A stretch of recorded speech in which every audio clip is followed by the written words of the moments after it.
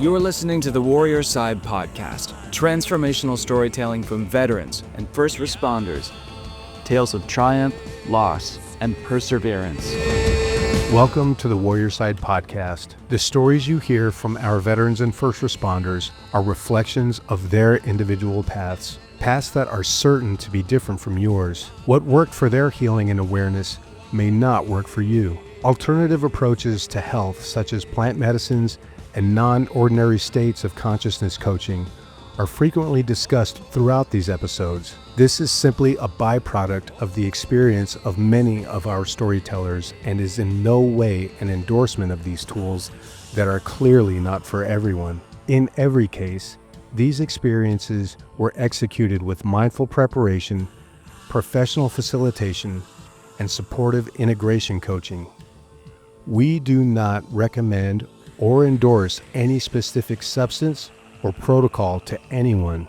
I am a coach, not a licensed therapist, psychologist, or medical professional. The conversations here reflect my own learning process and the unique connection I share with each guest. What you witness is an expression of that specific moment and is not intended as medical or psychological advice. Everyone is on their own path. Your path is your own. Take these conversations in curiosity and with the explorer's spirit. Take what serves you, leave what doesn't. Finally, if you are struggling with thoughts of suicide or are in crisis, don't wait. Call or text 988 or call 911 immediately. There is a way through the dark, but you have to reach out and connect. And so it is. Connection is the medicine. And this is the Warriorside Podcast. Let's talk over fire. Welcome to Warriorside.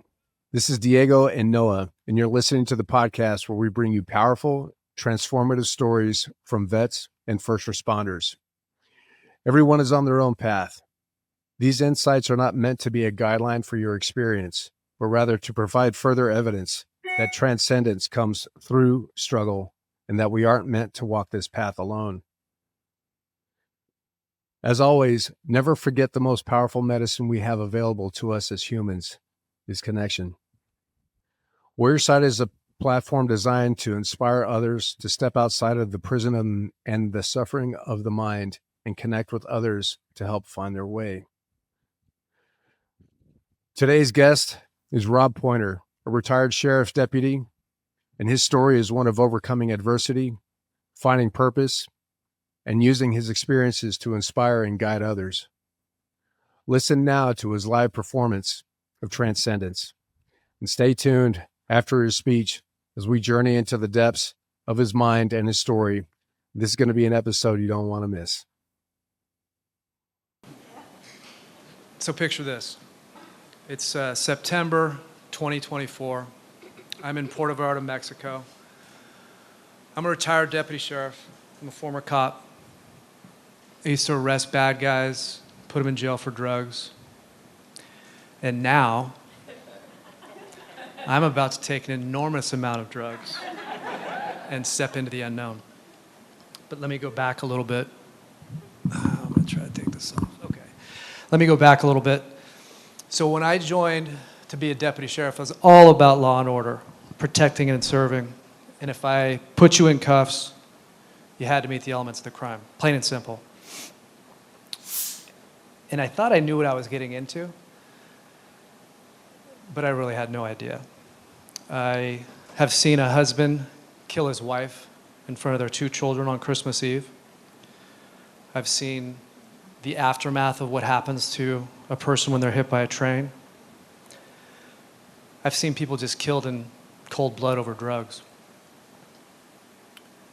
And in the beginning, I thought I was handling it. I was just running and gunning and going, call to call to call, because I got 10 more calls on the board and I've got to get to those 10 calls. That's just how it is. And I learned how to deal with it by watching my dad. He was a homicide detective, so he also saw the dark side of humanity. The way that he handled it was he compartmentalized and then he self-medicated.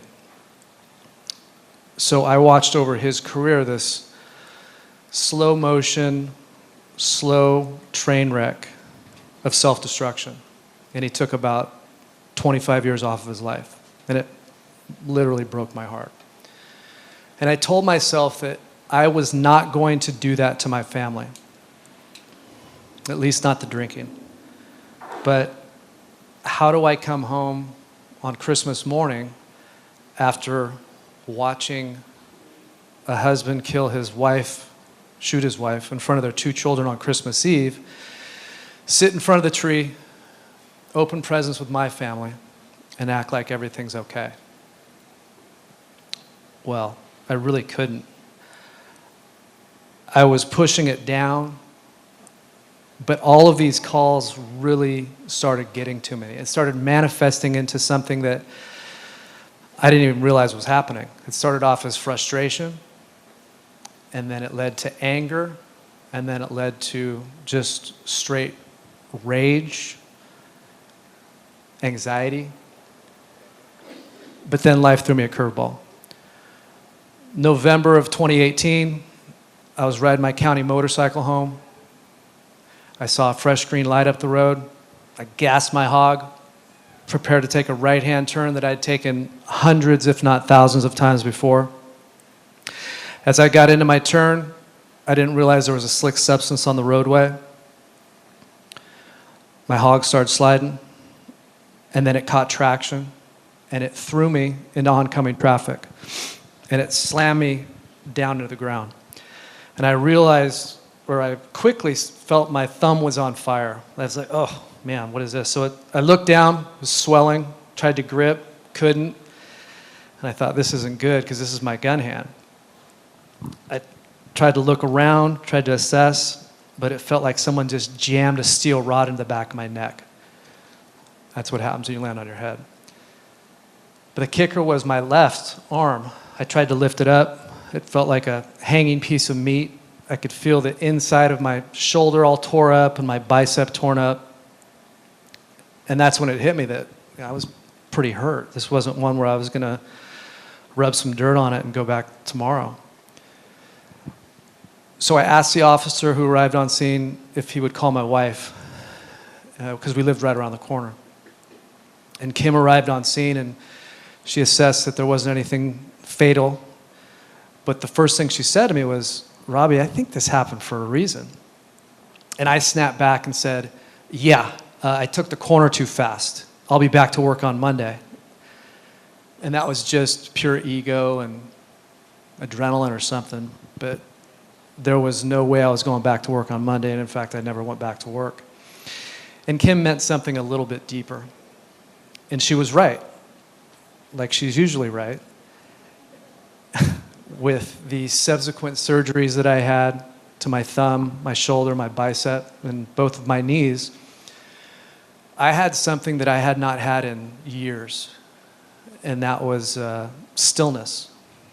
There was no distractions. There was no court. There was no mandatory overtime. There was no smoking and joking with my buddies at work. It was just me and my thoughts sitting in my man cave. In those thoughts came how much damage I had done. And not the physical damage to my body, but the emotional damage that I'd inflicted on my wife and son over the last 14 years. The whole time that I thought that I was protecting them, I had been pushing them away. And I told myself, they deserve much better. And from here on out, I'm going to give them everything they deserve. So I dove deep into mental health and wellness. Once I was healed up a bit, I started doing yoga. I started meditating. I started journaling. I was writing novels. I started reading self-help books. I was going to read my way out of this. Nothing was touching it. Nothing was touching the anger, the rage, the anxiety, which was frustrating me even more because I felt like I was putting in all this work and I wasn't getting any relief. I also had started listening to podcasts about veterans utilizing plant medicine to help them heal their trauma. And if you would have told me 5 years ago I'd be standing up here talking about the benefits of plant medicine and how it's helped thousands of people, I probably would have laughed. Actually, if you would have told me that 6 months ago, I would have probably done the same thing. But here I am. It's funny how life works out. So diving into the research, I realized, okay, this has been around 7,000 plus years. It's non-addictive. It's been proven to help for 7,000 plus years. So one of the longest trials that I've ever heard of. And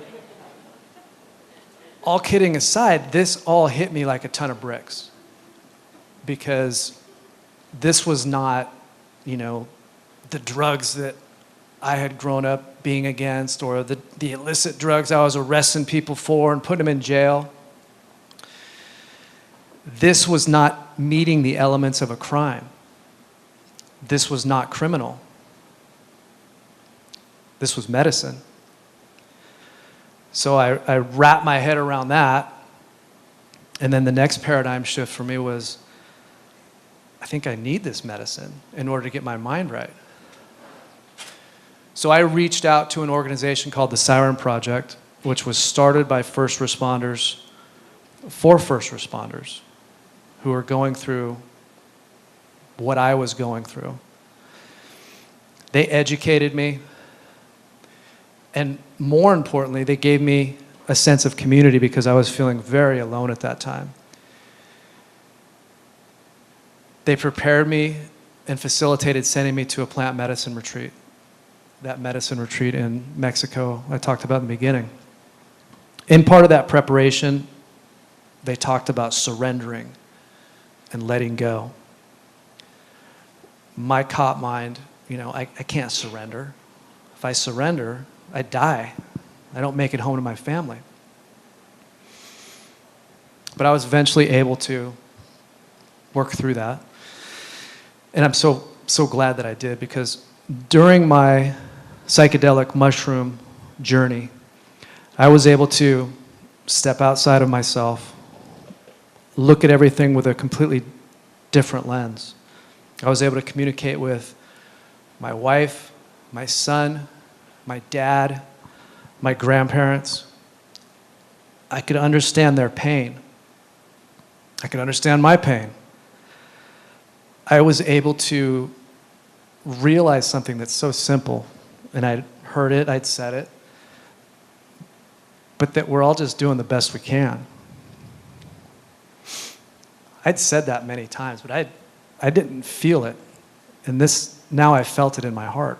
And now I could see why my wife Kim does what she does, and why my son Eric does what he does, and why I do what I do. We're just all doing the best we can. So the next day was my 5-MeO DMT journey, or toad. And they call it toad because it is the venom from the Sonoran desert toad. They go out, they collect it, they dry it, and then you ingest it by smoking it through a crystal methamphetamine pipe. And it's the most potent psychedelic there is. So here's another good visual, is you've got this fairly conservative, square, retired cop down in Mexico smoking toad venom through a crystal meth pipe. But there I was. And when I ingested that toad, ego dissolved. There was no past, there was no future. There was pure awareness, oneness, pure bliss. Within that journey, I was able to realize that I'd been gripping the wheel so hard for so long. I've been controlling, analyzing, pushing, muscling through. I thought I was broken. And I realized I wasn't broken. I just needed to let go.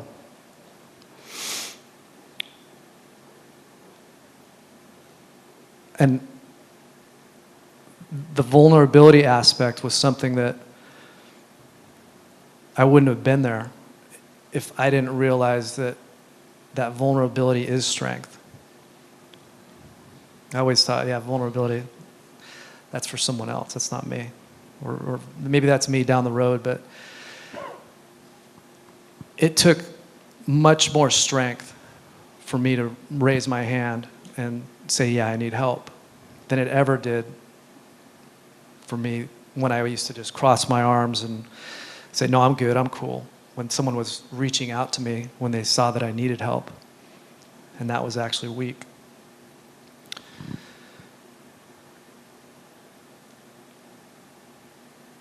I think the biggest takeaway in the whole process was I found my purpose. And it's helping other first responders like me, because there's thousands of us out there that are drowning in PTSD, addiction, depression, anxiety, insomnia. And we're literally at a breaking point with first responders. And it's time we need to go big. And I know plant medicine is controversial. Trust me, I get it. Especially coming from my world. And I talk to people that are in my realm, and I talk to them about plant medicine, and they look at me sideways like, what the hell happened to him? But here's the deal. Plant medicine, it changed my life, and it saved my life. And maybe, it can help other people. I never expected that I would have to take this journey to go to Mexico. But I am so grateful that I did. Thank you. Rob, that was an amazing speech. I'm going to add something to what Diego said. All of it, you're an amazing person, your background, everything. But I want to point out something. And I noticed this the first time I met you. You just got a cool look. Like, and on stage, your presence, like you just look like just a guy, just tough. And it's amazing. And which made the speech that much more enjoyable, because I was able to relate to it and see you as this cop and this tough guy and going through all these different things and your experiences, and the look and all made it impressive. So I loved your speech. Absolutely love it. Thank you so much. I appreciate the kind words. One of the things that I'm trying to do is show people that, this conservative, somewhat square dude can go down and have an experience and in a psychedelic retreat, and also, the whole stigma with mental health really is a tough thing with law enforcement and first responders in general. And so I want people to see me and to just look at me and go, yeah, that guy's just like me, and if he can say this and if he can share his story, then maybe I will be able to tell my story. I feel a little more comfortable telling my story. I'm going to say this and let Diego ask some questions. I think that is really important. I'm glad you realize that, because, I make the comment about how you just, you're this fit guy, you have this tough look, the bald head, everything. Right. But it is important for us men to see somebody. Diego's laughing at the comment about your head. Look, hey man, I hope you use a lot of sunscreen. That's all I'm saying. That's my concern. It's not my fault. Yeah. I mean, it's my genetics. Yeah, but you pull it off well. But what I'm saying is guys like me need to see other men, show that vulnerable side and talk about the struggles, because we need that. We need it. Absolutely. Now to the only guy on here with the most hair. Go ahead, Diego. Are we doing that? It's like those board games. It's like, hey, like whoever's traveled the farthest the most recently gets to go first. I get to go second or the third with the most hair. I don't know. But anyway. So Yeah, man. So there's a lot I I want to get into. Obviously, So for those who don't know, when you come through Warriorside, and every guest on Warriorside has had to have gone through our training program, Fest Foundations of Elite Storytelling Tactics. The assignment is want to hear your most authentic, vulnerable, transformational lived experience. But with Rob's case, we had the ask because he's going to be supporting us at Psychedelic Science in June in Denver. So he didn't have that opportunity to take the one single thing that he felt like transformed his life the most powerfully. This may be it also, but that's a question I didn't ask you. Would you say that's true or not? And if not, how are you feeling about telling that story? I would say the psychedelic retreat was the most transformative. Yeah, I mean, if that's the question, absolutely. Yeah, it changed my life. How was it, you know, how was it for you creating a speech? Did you feel like you had to tap into things that you weren't maybe you even kind of avoiding really tapping into before you had to create a speech and really make it authentic and ready for the stage? I think tapping into it and sharing it in front of a group, absolutely. Yeah, I mean, I could tap into it and share it with my wife, or but that's really about it, Yeah. to be honest with you. But to structure an actual speech where I was going to be vulnerable, tap into emotion, um, and just have an understanding on how to do that. No, I didn't. I didn't know how to do that, and so I needed, Warrior Fest to teach me and train me, because I want to do that. I want to affect a large group of people with what I'm saying, and the best way to do that is in front of a large group of people, right? Yeah. And so going to Warrior Fest is exactly what I wanted to be able to learn. Hmm. What were some of the things that you found through the course itself that changed your perspective? One, was there a change in perspective in your story when you showed up as opposed to when when you left? Is that something that happened for you? For sure. I mean, the story changed probably 17 times at least, like with all the revisions and, what I thought, because I came there and my whole thing with groups is, I don't know if you guys noticed, but I always volunteer first. Like I like to be the first guy. And that's for lots of reasons, because I've just kind of learned that, a lot of people don't want to do it. So I just kind of say, F it, and I'll do it. I'll go, right? I'll be first.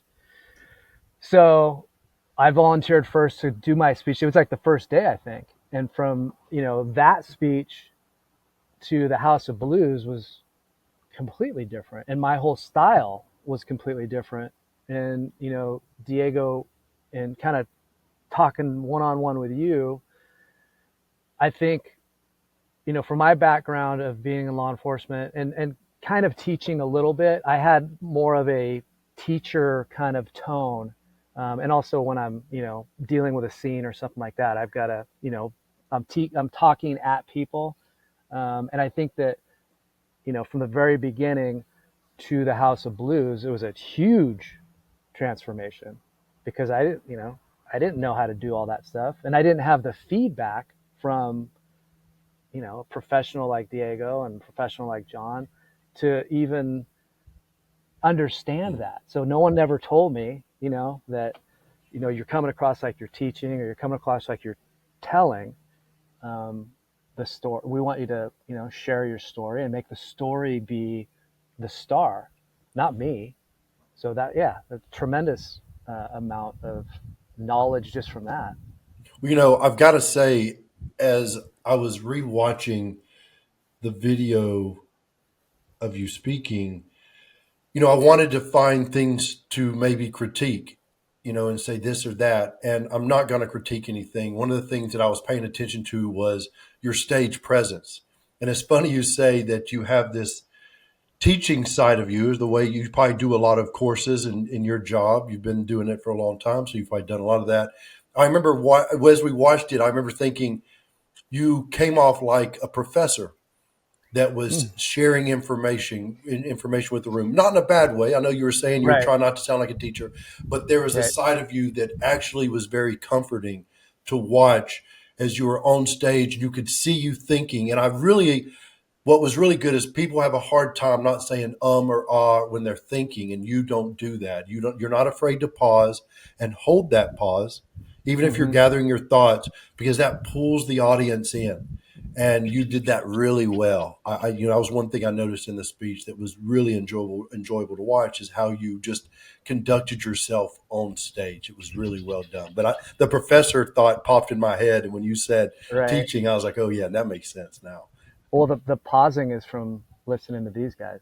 I mean, it's straight up from listening to Diego and John, and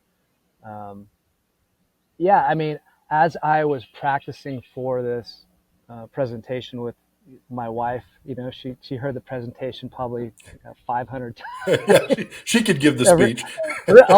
Honestly, she probably could. I stand on in front of the fireplace every single night and give a speech. But yeah, utilizing those pauses, I just kind of learned from the course, and then I was using it with her, and it was working. So I was like, I'll continue to go with this. And it did help me when I did, and I was gathering my thoughts at times during the speech. I just did an but it was helping me too. So it's cool that you gave me that recognition on that. That's I don't cool. think there's anything wrong with, even if people can tell you're gathering your thoughts, because it is a real story. It is a real conversation that you are giving us from stage. And anytime you pause, even if you're gathering your thoughts, that just makes it seem more real and authentic. I thought you did an awesome job. Thank you. Appreciate that. One of the things I noticed is, we talk a lot about eye contact. And that was the first time for me. I've heard comedians talk about this in the past every once in a while, but the stage lighting, I mean, there were like these huge bright lights right in the eyeballs. And I couldn't see a thing.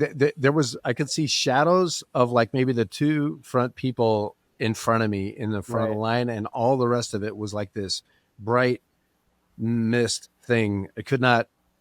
I was trying to make eye contact, and I'm only saying this because I can imagine that the same was for you. Or just trying to make notional eye contact with somebody who might be sitting there or not. It was very unusual.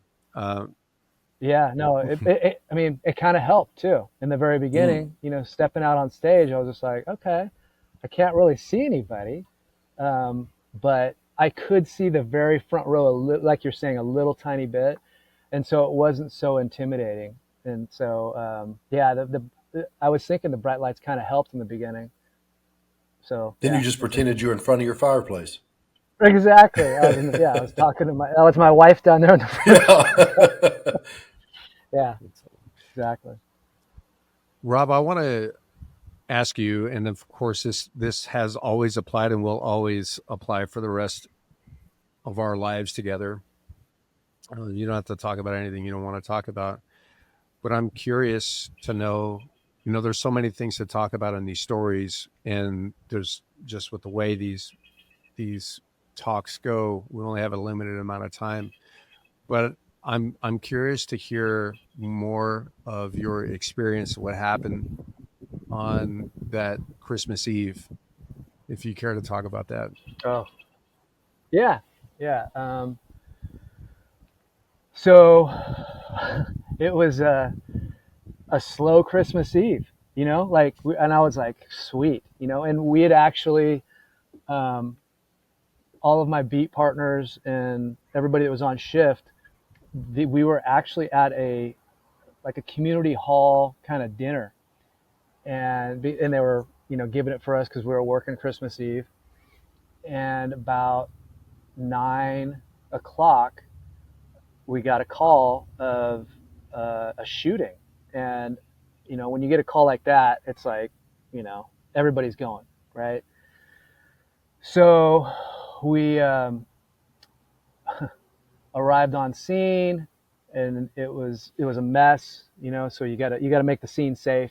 So first thing is we make the scene safe, go through the garage, and there was a female that was obviously shot in the head in the garage.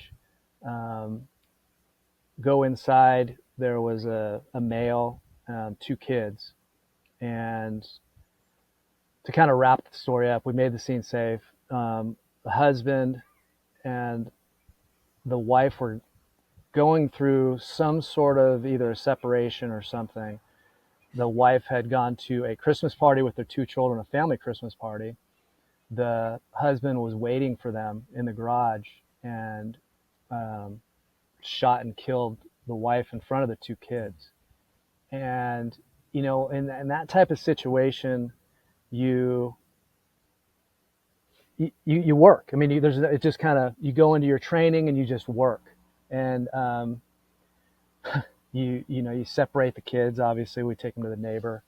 You try to talk to them. You try to kind of see what happened, if they can give you some information. And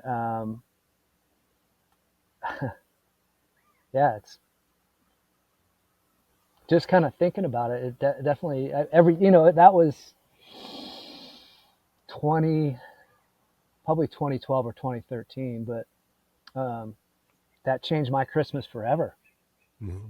And because obviously it changed their Christmas forever. So yeah, I got home, and you just, there's no Christmas Eve, there's no Christmas Day that I don't think about that. And I think about those poor kids that don't have a mom anymore. And yeah, that was rough. And but there's lots of those, unfortunately.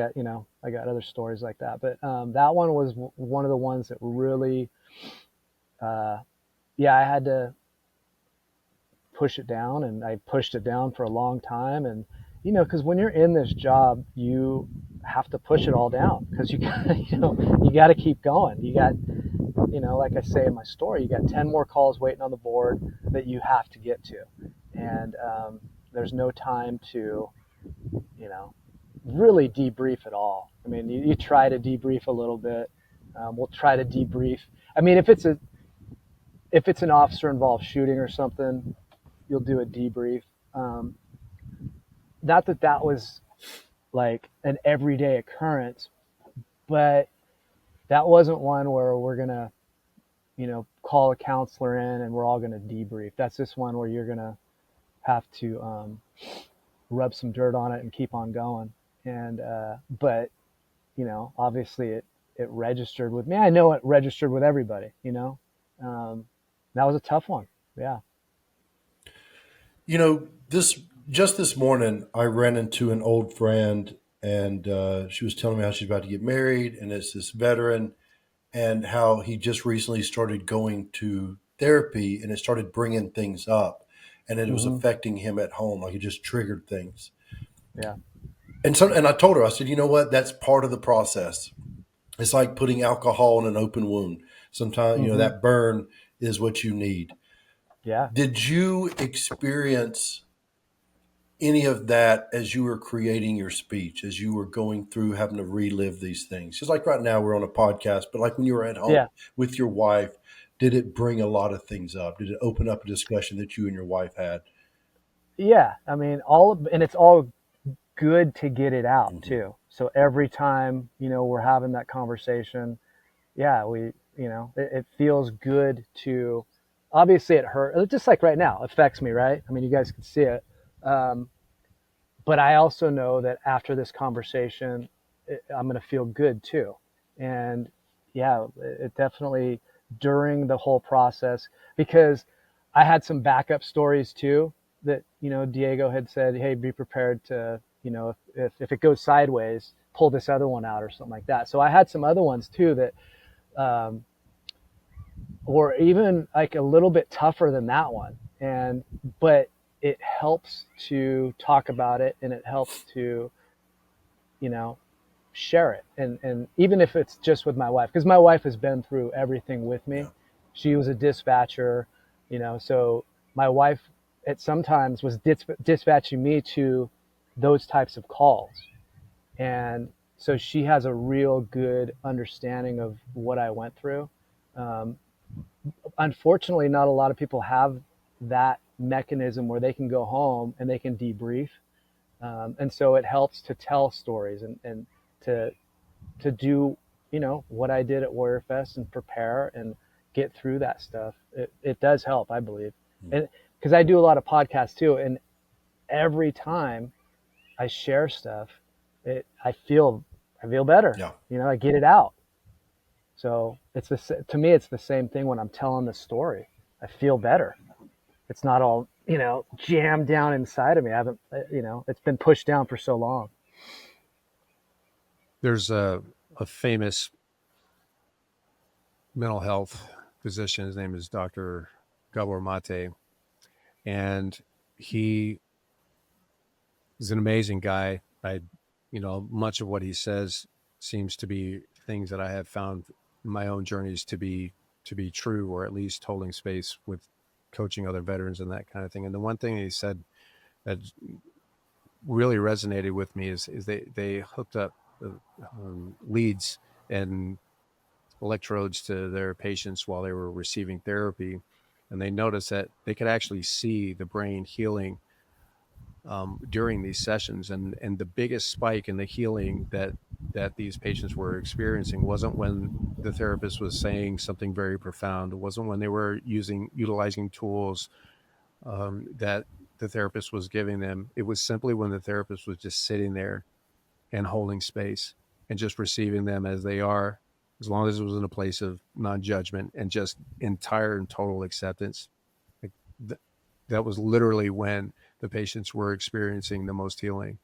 And that is an aspect of what I love about what we're doing here, is because we are putting this space, making sure that these stories are not, bundled up and boxed in and shoved down. And even more, we're giving them space to move and breathe. And the other thing that I love about the reason about what we're doing is, a lot of times there can be narratives that are attached to those stories that may not necessarily be in alignment with what is.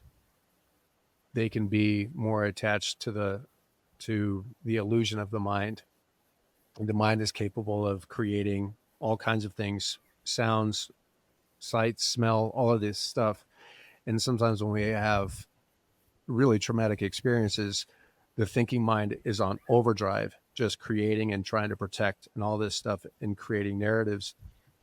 And so I'm curious to know if during the process of Warriorside, when you were going through and having to really look at this story from many, many different angles, were there perspectives that you had coming into Warriorside that after going through the process and learning about egoic attachment, even the presence of ego and fear and shame and all those things,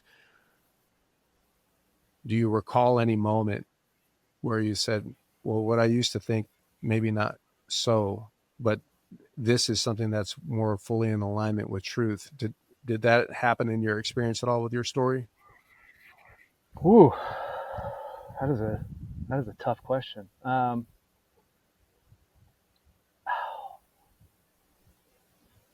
would imagine that yes, it did. The specific I can't come up with right this second. It's okay. So I just curious. That's a good. I mean, that's a really good and deep question that I might need to think about for a few hours. We can edit it out. You just think. Yeah. We got nowhere to be, Rob. Come on. That was it. I mean, that's a good question. Off the top of my head, Diego, I can't No, maybe there was none. Come back. There. I like the guy you're talking about, I like that guy. So I kind of got hung up on when you're talking about that dude. I was thinking about him a lot because I like how he gives very bite-sizable Yeah. chunks of things to think about. I love it. So maybe I got a little too hung up on that. But Well, let me think maybe about how it. about this? If you thinking back to the first day of Fest, Mm-hmm. where we are Yeah. talking about the self and awareness, and what is the story that you're telling?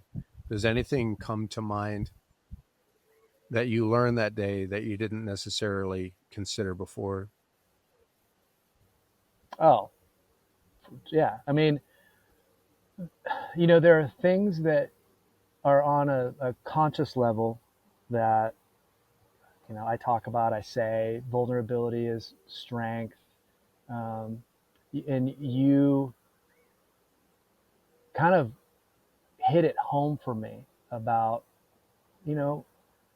how vulnerability truly is a strength. And I never, I mean, again, it was all on a conscious level, and I, said it before and heard it before. Um, but for some reason, the way that you presented it to me, it really got me. Like, I was just like, oh, well, no shit. That's exactly, it took me such strength to seek help, ask for help. And the other stuff, I was being weak. Because so many times people had reached out to me, and I just shook them off. I just, like blown them off, crossed my arms and been like, no, man, I'm cool. I got it. No, I'm fine. And until I finally understood that, I need help. I'm not good. I'm not freaking handling this at all. The way I'm doing it is not working. And I am going to lose my family if I continue down this path. Well, And one when thing you I want to presented add. it, Sorry, go ahead, brother. yeah. No, the way you presented it was just like, oh my God, that's exactly true. It is such strength. So yeah, that was it. And I believe you said that the first day, because I remember I called my wife on the way home, and I said, this is much more than a class to, structure a speech. I said, and I went over just like that part of what you said. I said, I've learned so much just in this, and that was only, the first night was what, 3 hours maybe? It wasn't 2 long. hours? Yeah. 3 hours? Yeah. And so, yeah, I literally called her up and I was like, yeah, this is so much different than what I thought it was going to be. And, yeah, but yeah, I definitely had some huge takeaways that were far more important, and um, I don't know, just it wasn't just a speech class. And You know, I if I could jump in, and this is, credit to Diego, because he and I have talked about it afterwards. We've had a lot of different conversations about things, because I know he's talked to you. He's always looking for feedback from everybody. yeah, And I told Diego, I was like, what makes what he's offering with Warriorside that much more impressive is it's not just about creating a speech. It is right, building a community, and two, yep, the insight that Diego's, he's not going to say this, but we know it, and other people will find out as they get to know him. He has this presence about him, and the way he speaks and the way he loves wholeheartedly, that you feel it and you hear him when he speaks. So that's yeah, Diego. That's what makes Warriorside so incredible. You've heard me say it, Rob say it, and I know everyone else believes it. And that's what makes this so incredible and impactful on us that have taken the course. yeah, tremendous. It's far more than this is how you structure a speech. You want to, in the introduction do this, and closing it's got to be this. It's way deeper than that. And yeah, I realized that, first hour, and I was like, oh, okay, this is This is not, real. this is way different. Yeah, and it was, but I loved it and needed it, and I needed it more. not for the structure of a speech, but as Noah said, the community, like the community, like that is so important. Having that community. And I've always been so impressed with how the military, and it seems like the SEALs, they have this community. It's incredible, the community they have, and I'm always just like in awe of the community and the connections that they have. And so to be honest, I want to be a part of that. I want a piece of that. I want to be involved in a community like that, because I don't have that. You do now. Yeah, exactly. I do now, and I didn't have that, and that is such an important thing in what I need. So yeah, I'm so grateful for that. Well, to add to that, Noah, it's we are the ones who are building this. It's not just me, dude. Like you're a thing, dude. Like you're here. Yeah, but what you offer, what you bring in, like I told you before, it's just, I mean, and I'm glad Rob brought that up because it is so powerful and so much more goes into it. And we crave that community. So thank you for that, Diego. And I'm glad you brought it up, Rob. Yeah. I think, the first responder, the military, like, especially when you get out, it's not easy. Like you lose, you lose that purpose, and then you lose that community that, you didn't quite realize how much you needed until and for me, it was like the carpet was just pulled out from underneath me. And one day, I'm at work, November 14th of 2018, I crashed the bike that night, and then I'm gone. Like I never went back. I never saw my buddies. I never, Yeah. So, from that point on, I was just like, what am I doing? Yeah, exactly. What is my purpose? Where are my people?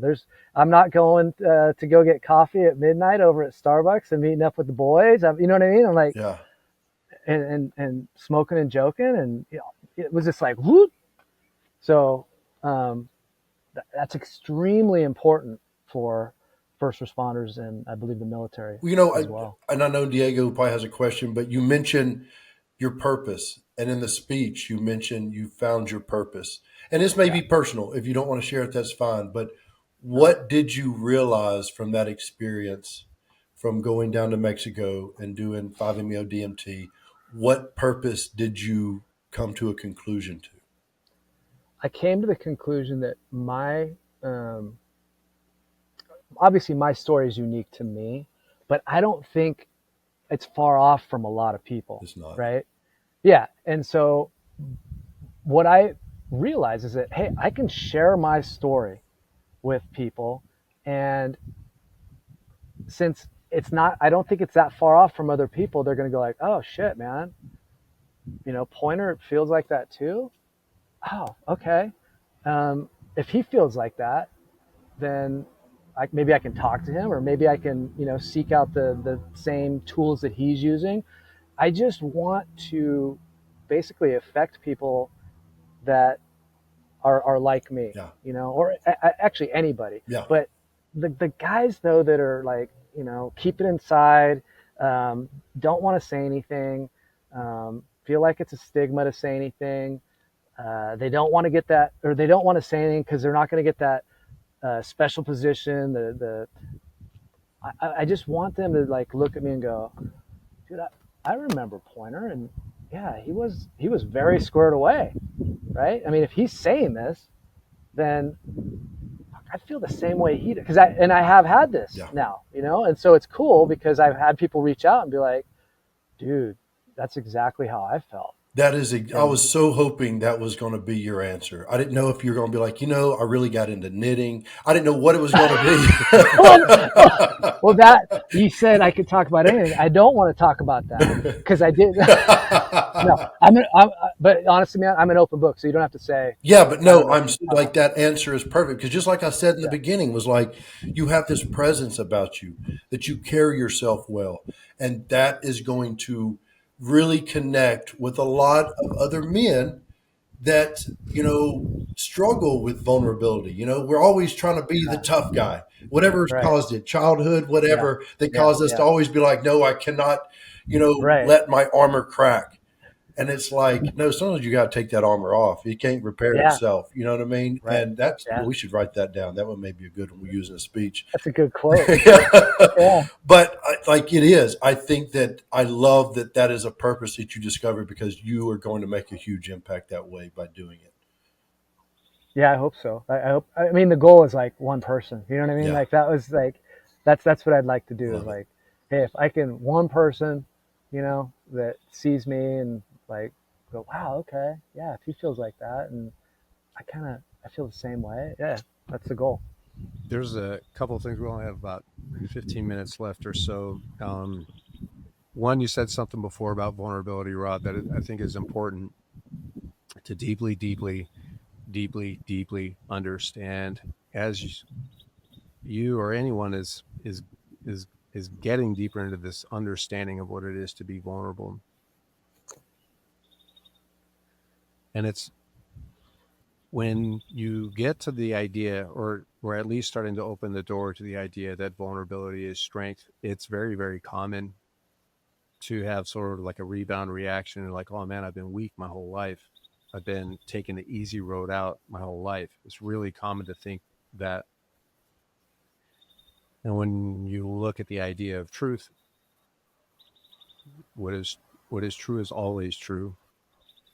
You can see very quickly that there is no truth to that statement.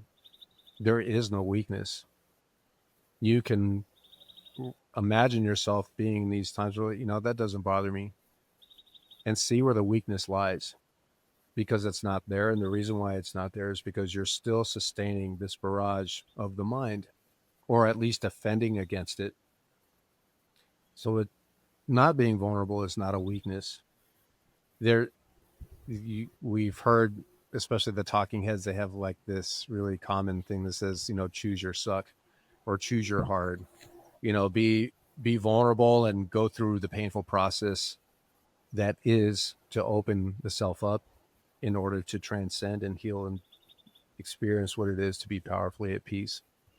Or choose the suck of what it is, like, I'm not dealing with that, and all the things, the weight, the confinement, the limited state of being, and all that stuff that comes along with those things. And I mention that because if one is looking at not being vulnerable as weakness, even that is attached to shame, which then becomes this endless cycle of, well, if I'm not being vulnerable, then I'm being weak, and then, just driving against the self. And I don't know that it's possible for a human being to be weak. I don't think it's possible. I think we sustain and we carry and we burden things in all kinds of different ways. The difference is, with being vulnerable, through the struggle and through the hard, things get lighter. It's like being a parent. If your kid always acts up and you don't say anything, and they always act up, they're just kind of, but the moment you say, this is the standard, this is, hold them accountable for their things, and all of a sudden they don't act up anymore. And it's just easier and it can be that, as long as you're consistent, it can be like that throughout the rest of your life in many instances. So important to mention that. The other thing that I wanted to mention was, what a cool opportunity we have right now, if you want to take this, is, in your bubble and in your community and where you're from, it's cops are common, sheriffs are common, but maybe not for people who are listening. And I'm curious to hear your thoughts about the humanity of law enforcement, that you are human beings too, and that you experience loss and hurt and all the stuff, and people can't imagine what you all are up against. I mean, from moment to moment, many of us have seen videos where things just happening that we did not see that coming, Yeah. and all of a sudden everybody's in danger. So I'm wondering if you can speak to what it is to be a human being behind this badge. Yeah, it's gosh, it's such a difficult position because you essentially you're supposed to be a robot, right? You can't, let anything affect you. The standard is that you have to be perfect, um, and we're all just human beings, and that's all we are. And we have families. Most of us have families. We have children. 99.9999% of the guys that I worked with are outstanding human beings. And you, unfortunately, on the news and the talking heads, because it gets eyeballs, is you see, the 0.00001 that, did something wrong, or it was perceived that he or she did something wrong. And even those times, you don't even necessarily know the whole story because it's been edited incorrectly. I love um, first responders, obviously. I grew up, as a son of a first responder. My dad was an outstanding human being that, showed me right from wrong. He raised me by himself, um, and he was a great guy. And he really set the path for me on being a good dad. Um, I won't say husband just because he was married 4 times. So he struggled on that end, right? But I learned the other way, like what not to do.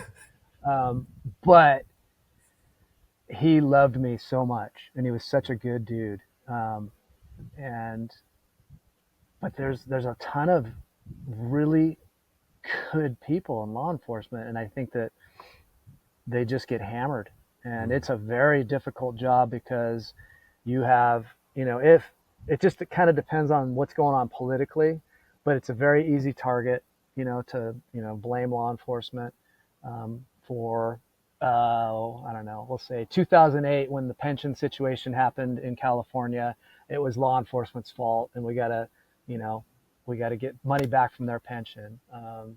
In 2015, there was a chokehold on somebody in New York, and they're horrible human beings, because of that one situation out of how many encounters that we have, millions of encounters, but we're all just humans, and like I said, the most 99.999% of them are I love them, and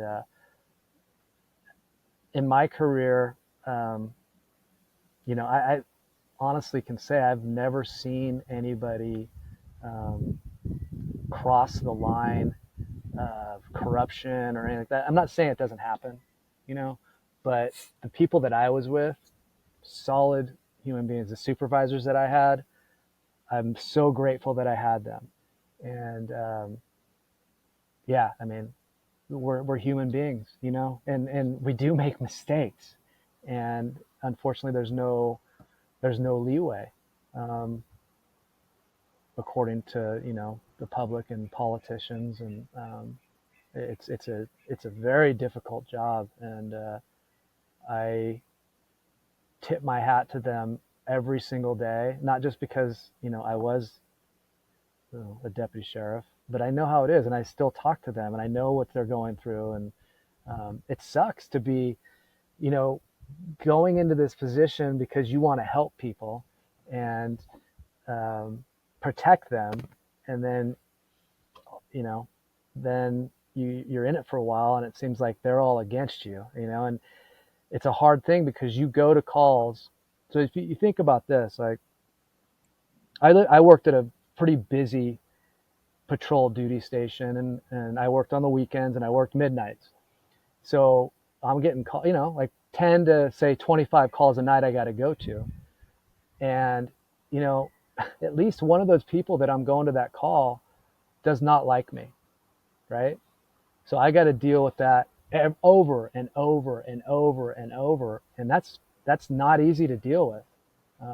And so it takes a lot to, again, go to the next call and, be spry and Mr.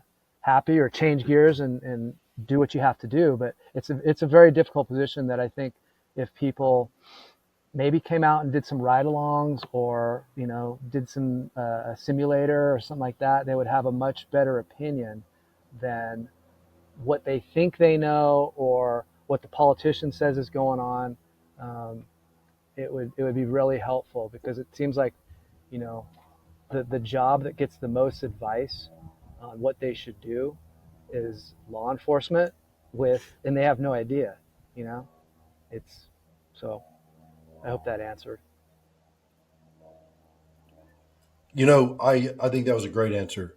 You mentioned, having kids, being a father, and, so many other police officers, their fathers.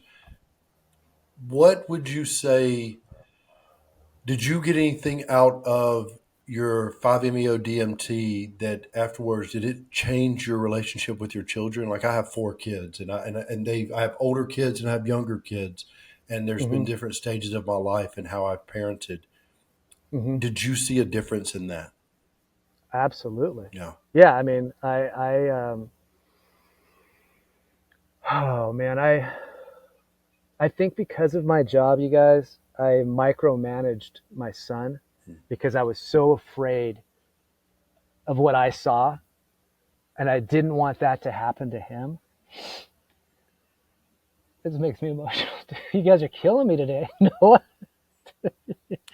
right. It's good. So It's good though. You're here. yeah, Safe I space. didn't want, anything to happen to him. So the way that I kind of explain this is I'm always checking corners. Like, right. I mean, you guys know from military, I'm checking corners on this guy for everything. Not just for, okay, there might be a crime around that corner, I'm going to pie it. I'm checking it for, financial stuff, for, college. I micromanaged him too much. And, because I just didn't want anything to happen, because I love him so much. Yeah. But, those experiences down there in Mexico just helped me understand that, man, I need to fucking let go. Right. I was squeezing so hard, I was like pushing him away and not letting him learn and grow and be his own man. And, yeah, it was such an interesting feeling I had after doing that. It was like, oh, just like, wow, okay, just let go. Yeah. And it's hard to verbalize, like that whole experience. Mm-hmm. That's a very, I haven't truly been able to come up with words on that rocket ride, other than, bliss and just kind of like, dude, let go. Yeah. Like, let go. And so, yeah, my relationship with him is way better. Love that. And, yeah, and that's what I mean, when I say it saved my family, I'm not saying, we would have gotten divorced or any of that stuff, but I do believe that I was, walking this path that my wife and I were not going to be as happy as I know we can be. And my son, absolutely. I mean, I was lining that up for him to just be like, man, get the fuck away from me, dude. I'm tired of this shit. And I don't want that, like, I love that dude so much. And, so yes, it changed my life. Love it. I'm going to jump in here real quick, Noah, and then you can bring us out as we're closing here. Right. Just a few minutes left. But Rob, I just wanted to say it's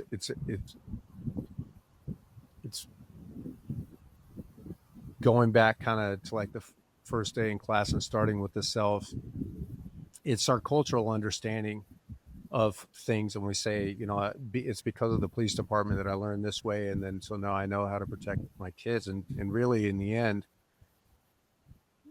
when you go deeper and you let go, as you say, you let go and you let go, you can come, and you did, in a way, come to experience that you learn tactics in the police or in sheriff's deputy training, but in the end, the anchor that was holding that used that as the leverage, was this untrusting the universe, untrusting yourself, knowing what it was to even let go at all, experiencing self-love and all the things that are required really to honestly and genuinely and lovingly let go, especially when you're talking about your kids. Like, you can't control, there are things, no matter how bad ass you were as a Navy SEAL, no matter how badass you were as a sheriff, there are things that we cannot control, and they don't need to be controlled.